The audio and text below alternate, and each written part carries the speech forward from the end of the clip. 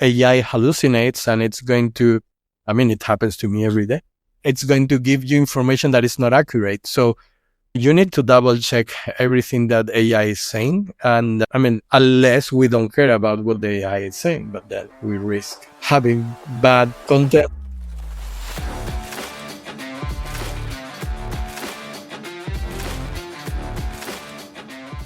Welcome to the Multilingual Content Podcast, where experts discuss international content management, product localization, and global expansion. I'm Caterina from Undertow. We create and manage localization programs for B2B SaaS companies so they can grow globally. Today, our founder Nicola sits down with Alfonso González Bartolessis, Senior Localization Manager at Sinch and founder of TranslataStars, for a second episode of our podcast. Together, they will explore how AI is transforming localization, from workflows to roles to the skills teams need to successfully scale their business internationally. And speaking of scaling globally, we are thrilled to announce our new partnership with TranslataStars, Alfonso's online learning platform for language professionals, helping companies build the right capabilities for international expansion. So, without further ado, let's dive in.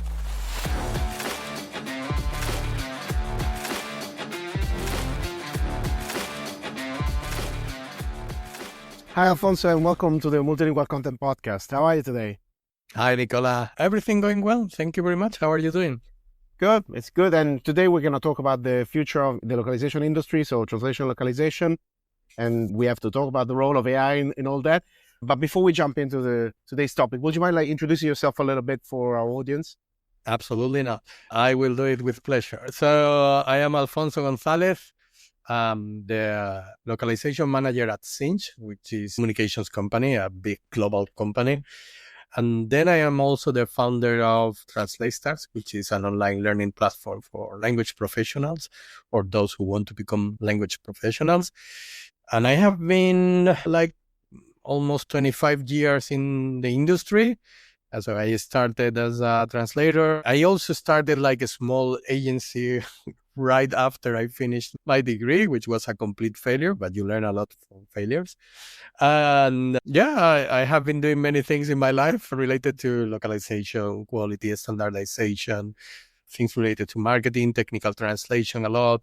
So, and then I have also worked as a professor and a head of studies at university.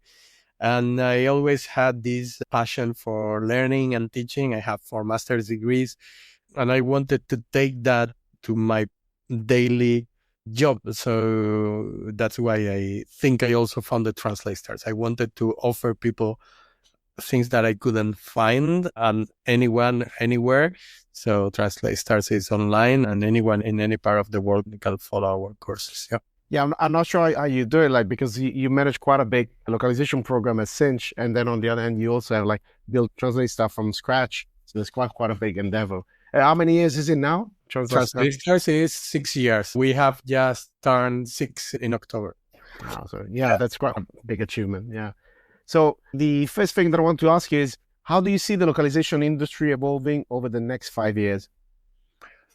Wow, what a question. Well, I think we have talked about this already in the sense that you and I But it has evolved dramatically in the, let's say, last 2 years since we had the appearance of AI. And now I think we are all trying to catch up with all these new innovations, these new things. And you can see it everywhere. It's not only people in localization, but it's the companies that are in the industry. So you can see TMS providers, software providers, that they are trying to incorporate AI into every layer of their systems. Some of them going to really, really far. I would like to use the example of crowding. I love what they are doing, what they are achieving. Some of them, they are a little bit behind, but in the end, what I see in these companies is something that I see in ourselves, is that we need to adapt. So things will keep on changing. So what we see today as not very good will be really good in 1-2 years or 6 months. So imagine in 5. And we need to adapt, and we need to not only to adapt, but also to to change. I know that some people are a little bit reluctant to make changes in their life or even in the software they use because it's this thing of the comfort zone. Yeah, I mean, it's really nice to be in your comfort zone, and I totally support that. But it's also nice to keep on growing and to keep on making more money, because that's why we work, essentially. So, and in the end, as professionals, we need to adapt. As I was saying, we need to change, and we are all changing. So if I told you when I was hired maybe at Sinch, it was like almost probably 6 years ago as well, or something like that. The role of a localization manager, as I started, has changed completely. I mean, I started creating the structure of the company in terms of localization. I created a business case. I created the guidelines. I created the business case to find the best translation management system. Today, I will do it in a completely different way.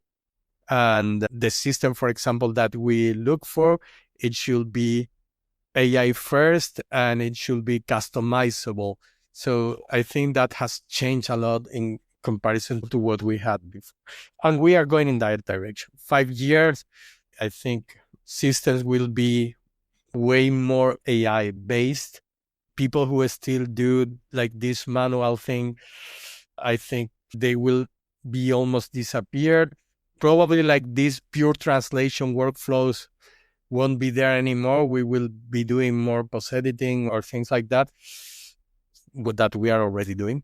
And and we have tested, you and I, we have tested some solutions with different AIs as translator first, as reviewer, and with very good results, something that we could not even imagine 2 years ago. So things are evolving fast, changing fast, and we need to adapt.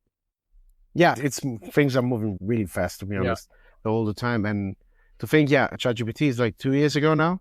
That changed everything. It says accelerated quite a lot, because some of the things were already happening in the industry. There was already like the neural machine translation was being used quite extensively, but with AI, like it's getting better and better at a speed that is unprecedented. And so one of the other things that I'm curious like to hear your opinion on is how it's changing, like how AI is changing localization workflows and team structures, like the roles as well of people in-house, in agencies, or how do you see that changing over time? Yeah, what I can see in workflows is we are requested also, all teams in companies are being requested to implement AI in their workflows. So we are no exception. I think people who were working in localization were already, as you have mentioned, using very similar solutions like MT, and things like that. So we were ready, and we were also open to innovation and better solutions to automation and things like that. But this has changed completely how we do things. And now, for example, before we could be using machine translation alone, which gave us good results, or okay instead of good, okay results. And now we are using AI, and we can customize prompts, and we can tell it to check our guidelines or check this content. And we can do so many things that we will need to ask 2 or 3 humans to do. And it does that at a speed that we will not be able to do. And that's a game changer. So now we can allow other teams to create more content, probably with AI. And we can also help them with the localization of that content using AI. So we have increased the amount of content that we produce, and we have seen that in the company I work for.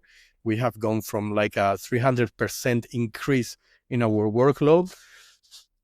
And we are still the same amount of people, actually 1 person less, but we are more or less the same amount of people, and we deliver on time, and we deliver with quality.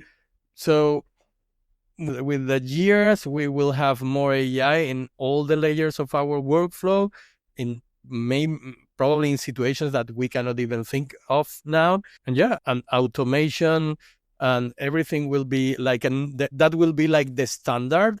And then what we are doing now, or what we are trying to do now, we need to set like thresholds, levels in which we say, okay, if we don't get to this quality level, or if we get to this traffic amount of people visiting a page, maybe we are going to use humans as post editors, or we are going to ask another LLM or AI to check the content just to be 100% sure. So, yeah, that's how I see things. And in terms of teams, as I was saying, I think teams need also to adapt. And I think before we had teams made up of translators or language specialists focused on translating or transcreation. And I think that's moving to having more people focus on project management or on preparing prompts or on checking quality or double checking that, for example, the term bases that we are creating are created correctly, that we are giving the correct input to our systems. So I think that's the evolution that we need to make as professionals. And I think that's where we are going. Yeah. And yeah, I agree. And I see that there's one end on the workflows, you get more and more like automated steps. So you have like more refined automated step done by the AI, and with more complex in team wise, like the roles are changing because with more complex systems, you need more people like that orchestrate all that and make sure that each step, like there's issues, any system breaks. So you need somebody who knows how to set it up and how to manage it as well when setting. And yeah, I think that's really how it's changing really, like more complex system. And I think, and I agree with you, like, in a way, the localization industry, I think it was more prepared than other industries for this change because we are already going through that. And it is much more, let's say, technical field than some people might expect. They might think like translation is just like people, working with paper dictionaries, but it's not that, and hasn't been that from the very beginning, I would say. So yeah, absolutely. And I think in some other parts of companies, AI has had an impact that we do not even understand. For example, if we think of support systems, in many cases, they have been completely replaced by AI. I mean, there are companies that they do no longer have humans or very little human support in their support teams because everything is answered with bots or with systems that are based on AI with different solutions like Zendesk or Intercom or systems like that. I know a lot of companies that do like quietly, like that made big announcement they were going to do without the support team. They quietly reintroduce some team members at least because they got backlash because the AI is good, but it apparently is not there yet. Well, that's happening to many companies that they say, "Oh, we are AI first, AI ready," and then they realize that maybe what is not ready is AI to replace humans yet. But but there is a change in progress. Yeah, I think like it's just sometimes it's overshooting. Like it's too soon. Like the technology is not really there. There's a lot of hype. So for some things, the tech is not there yet to give like complete autonomy to the system, and it needs to be scaled back. So there's a recalibration, I think, going on as well. Yeah. And like, what do you see as the greatest opportunities and limitations of generative AI in localization specifically? Greatest opportunities. Well, all these workflows we can achieve in the sense that now we don't have to think like on a linear scale in which we say, okay, we start with translation one and we end up with proofreading. So now we can think of multiple path workflows in which we say, okay, like the typical if this, then that. So we can implement that with AI. So we can tell AI, okay, first you are going to analyze the content and we are going to categorize the content. Depending on that categorization, you are going to apply this workflow or the other. And then if you apply this workflow, this is going to be translated by this AI for this language or with this another AI for this. So the possibilities are infinite, and we are just starting to scratch what we can see. And I think that's one of the main advantages that we have is what we can build, which is we can base many of our decisions also in metrics, in results, easier than before. And the challenges, well, there is the biggest challenge, I believe it's for humans, is what's the role that we play in that game. And I still hope we are smart enough to adapt and to see that we can play a very important role. As I always say, and as I have shared with you before, I cannot see the CEO of a company doing all this localization stuff we are talking about, all these workflows, all this multipath, or thinking about the term base or how to feed the term base or how No, there is no CEO who is going to do that. So except your company is very small. It's one person people, one person company. Sorry. And even then, I'm sure like it's not top of the list for the CEO. So that's the point. If you're a global company, a multinational company, you know that you need the right people. So to make the right decisions, to be able to fix things when they break, to be able to respond to challenges, to new requests. So that's where I believe that we come in, and that there will be, I cannot even now think of our positions, but there will be more people needed for very specific tasks. Or I can think, for example, of terminology. I think now plays a more important role than even before, because yes, we want to use AI, but we need to feed AI with the right terminology, with the terms, term equivalents, with the context. So we talk about knowledge graphs and all these things, and I think everything is related. So we need people who specialize in very specific fields inside the localization team, so we can provide solutions. And I think in a way, generative AI, so especially like with ChatGPT and all that, made localization more visible as well inside the company, which is a pros and cons. Like, on one end, it might make like higher scrutiny. So they might be like looking to how do we do things? Why cannot we do it for less? Which is usually a big driver. But on the other hand, it's an opportunity as well for localization because sometimes it ends up being like maybe a team that, especially in big companies, some people don't even know it exists, or they don't know what localization does. And it might be a chance to like get more visibility and get more people involved and actually, I think, claim the relevance that he has, like the impact that he has, because you cannot have like a proper global growth without localization. So, but until now was really like, I know it was really difficult to give it the proper visibility inside our company. So there might be a chance like you can grow without localization, but if you dare to do that, because we see that. I have had some experiences with companies, and when you see what they do and going global with no localization strategy, with no globalization, with no internationalization strategy, that's a complete disaster in the end. So AI will, let's say, or I believe it democratizes the possibility that companies have to go global, because it can do a good job, and actually more or less for free to translate content. But globalization, localization, and understanding the different markets is not just about translating content. So, Sorry to interrupt your listening, but do you want to grow your B2B SaaS in international markets?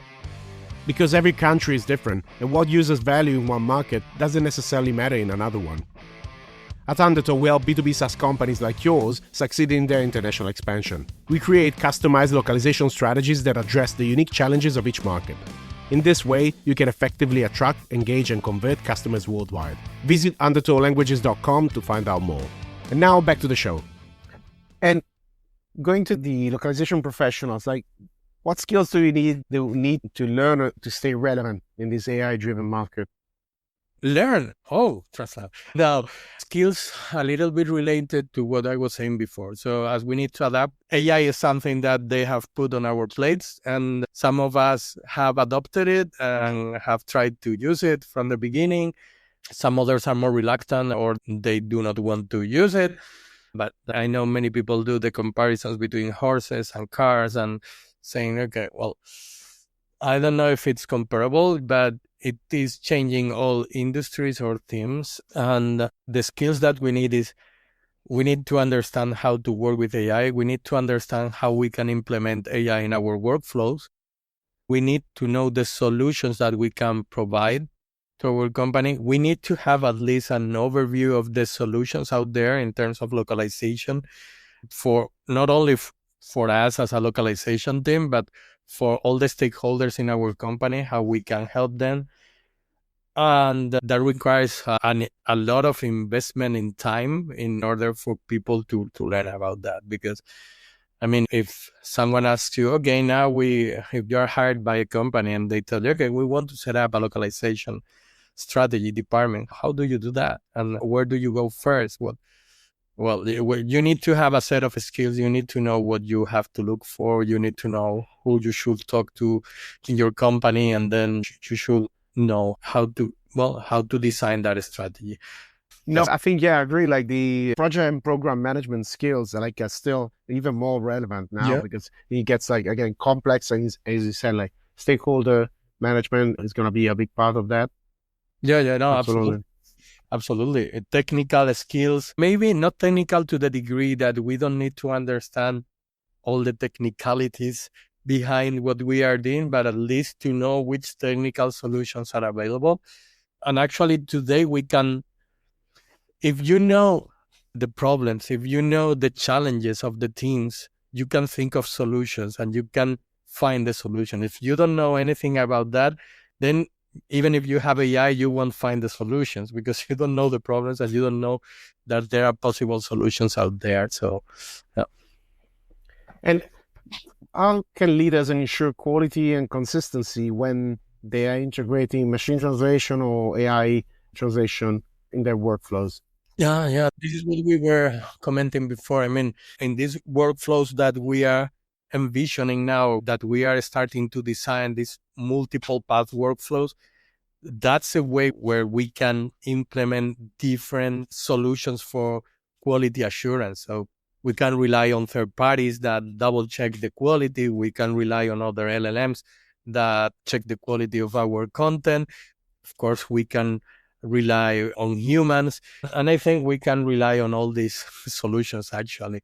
Not each, but we can use different solutions for different types of contents, different types of languages, different types of situations.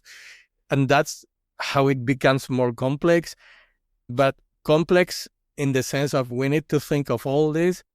But for people using localization, it will be as simple as saying, okay, this is integrated, so it's sent to your system and it gets back almost immediately if it's continuous localization, or it's sent back 1 hour, 2 hours, 1 day later.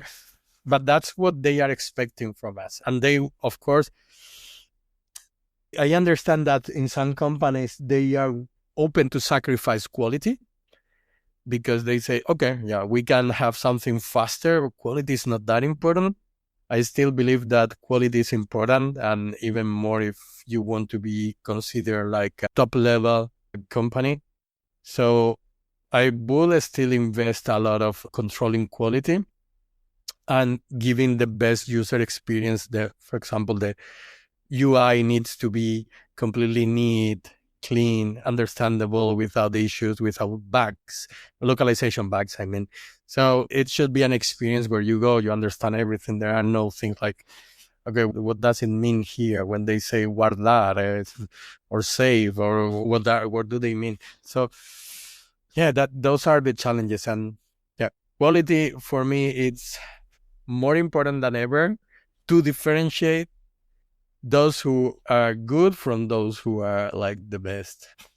I agree. And I think like this to start, it can be done before translation starts, as you were saying, like preparing the terminology, the reference materials for humans and AI now to take that into account. And then afterwards with like quality assurance afterwards, as you were saying, for example, with software, maybe the money that you're not spending translating the strings, you can spend it on testing the software in the language, which unfortunately sometimes there's not enough budget to do both.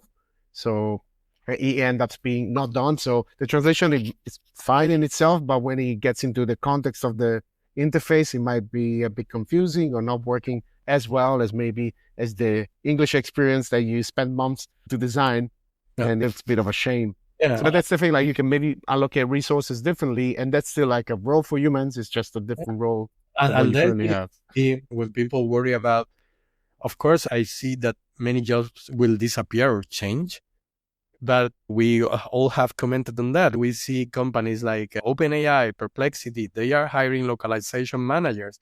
Why? Because if you want to be like the top ones, you need to have these processes done or created by professionals, streamlined, that there are no issues, and you want high quality. If you think of the biggest companies in the world, like Microsoft, like Apple, they invest a lot of money in localization. They have their even the localization hubs and people, so Amazon.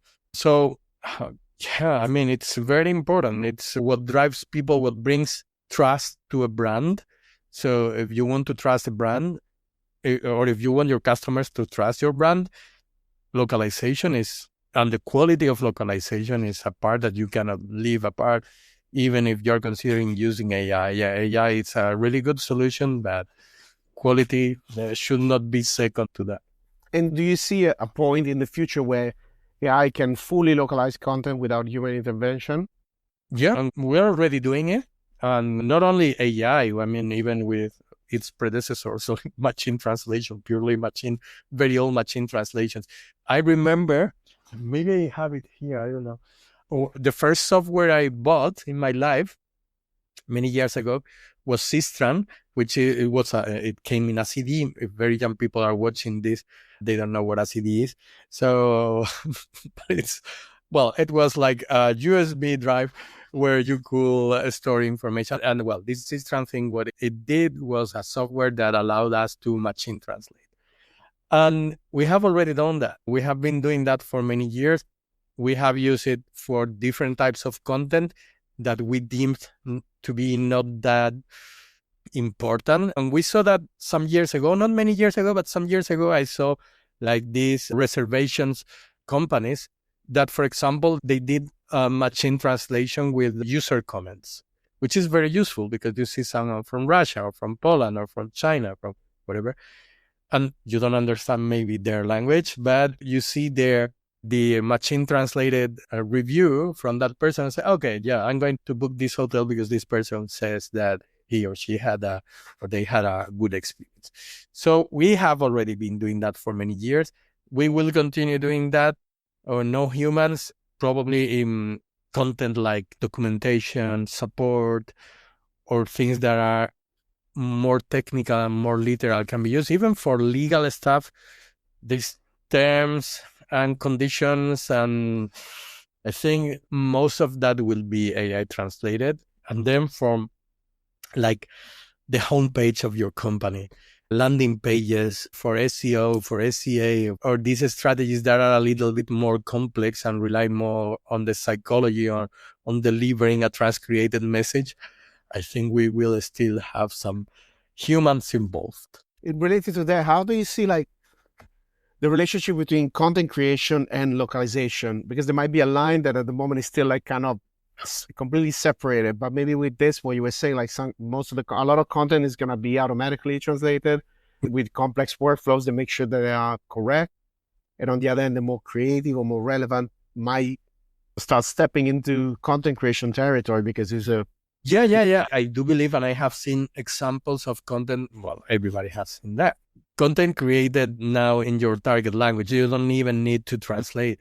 So you give the AI the brief and you directly create the content in whatever the language that you want. The point is that you still need someone that is an expert on that market to see if that resonates in that market. And if the content that you are talking about has no legal issues or has nothing that could be a mistake, because we know that AI hallucinates and it's going to, I mean, it happens to me every day. It's going to give you information that is not accurate. So you need to double check everything that AI is saying. And I mean, unless we don't care about what the AI is saying, but then we risk having bad content. Major issues. Yeah. Yes. You might be really risk. Things like a landing page, maybe that has no importance. But yeah, for terms, conditions, and for contracts or your homepage, yeah, I mean, I will not rely just on AI yet. No, but I mean, it will probably move. A lot of things will just move to validate content, like validation rather than writing from scratch. Yeah. So a lot of work before and after rather than in the middle. So preparation and validation and the execution. We have also seen some examples of content being created. Like we talk about continuous localization. We can talk about continuous content creation, in which content adapts to the person who is consuming the content.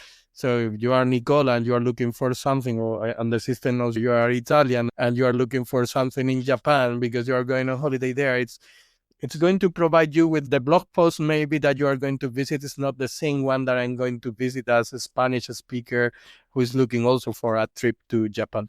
So that's what I see. I think I have seen some examples, but I think that's where we are going. The content will adapt to the user without us noticing it. So yeah. And then we will have, of course, or I do believe that we will have some content that will be curated and will be taken care of by humans. And yeah.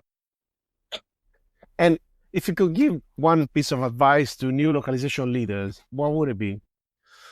New localization leaders. Well, a little bit what we were saying at the beginning. What I will say is you need to adapt. You need to change. It's not just adapt.